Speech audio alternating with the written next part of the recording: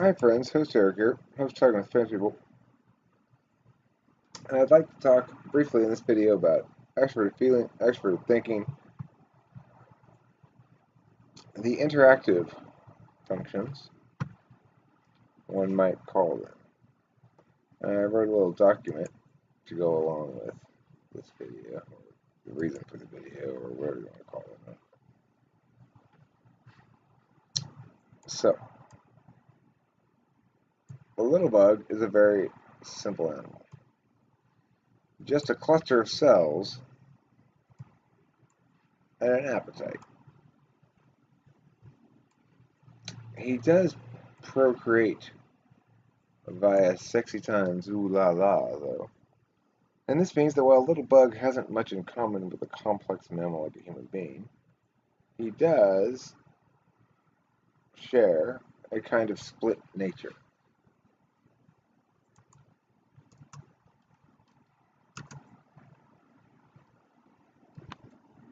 Every animal that reproduces sexually exists in one of two modes. The first mode relates the individual, LB for example, to the field and objects comprising the individual's universe. The little bug knows some objects are food, some are predators, some are just rocks. This takes care of almost everything LB does. Mode 1 wills little bug to eat the first kind of object, flee the second, and hide behind the third. Mode 1 includes active and reactive approaches to external objects, fields, and changes to both field and objects thereupon. To the extent interactivity occurs in this mode,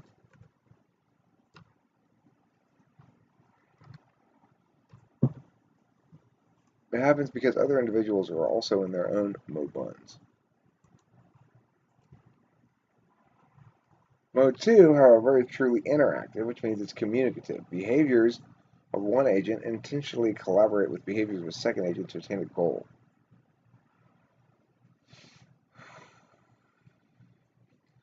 In other words, sex is cooperative, for most species anyway, most of the time. For simple creatures, then mode 2 only occurs in the context of a mateable other, because only an eligible species mate is treated as a fellow agent by a very simple creature. Ontology for little bug is meaning-free. Though LB is more effective now at being a bug than LB used to be when he was just a larva, he nevertheless does not share narratives about his personal growth. This distinction between active-reactive and interactive-communicative forms a law of existence. By law of existence, I simply mean that existentiality and this distinction definitionally symbiotify at each other all night long until the morning light, baby, woman, lady, girl. We can't engage existentially as agents on either level without doing so upon a field that accounts for this dichotomy, which might be grandly named the utilitarian distinction. All humans interact with physical systems and social systems. The manner of attention one directs both determines how effectively one achieves desired ends, and also which manner of ends are sought in the first place. Extroverted thinking represents the executive aspect of human nature, in which anticipation engenders planning, which in turn engenders efficiency and precision. Extroverted feeling represents the constructive aspect of human nature, in which flexibility engenders cooperation and non-lateral solutions. So, the moral of this story is that we only have two functions that are interactive, which is to say, we only have two functions that are engaging the data stream in a way that allows you to check, adjust, or assess, plan, execute, while continuing to check the data stream for updates in real time. So it's an interactive function that engages with a data stream in real time while concurrently maintaining an overall narrative regarding goals regarding status, things like that. With TE, it's going to be goals, and FE is going to be status. So, if we understand that cooperative behavior is different than other things that an animal might do, we can better understand the way in which human beings, in their manners of cooperation, apply both styles of attending to both social systems and non-social systems. In other words, it is very possible to apply TE to social systems where FE would be more effective, or would seem to elicit more positive rather than negative response from an assembled group or something.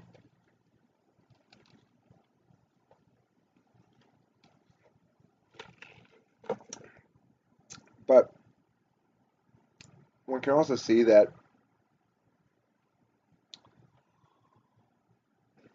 reproductive skills within humans, for example, are not necessarily correlating precisely with a lot of other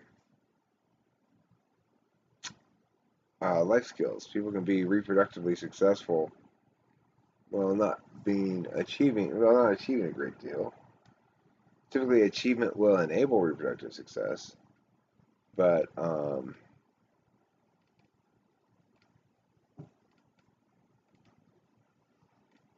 it's interesting the ways in which one's ability to woo a mate links with other kinds of extroverted feeling success. They don't link very tightly, but they seem incontrovertibly linked anyway.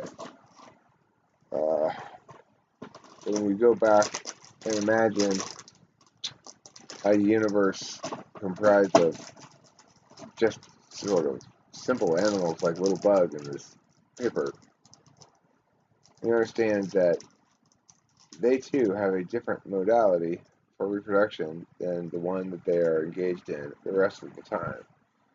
They have to be not just reactive but responsive. So that probably is where the distinction between TE and FE sources analogically or something. Anyway, I hope you enjoyed that video. Not chock full of important points to be made exactly, but hopefully a good reframing of things. Thanks for watching, and don't forget to eat plenty of cheese.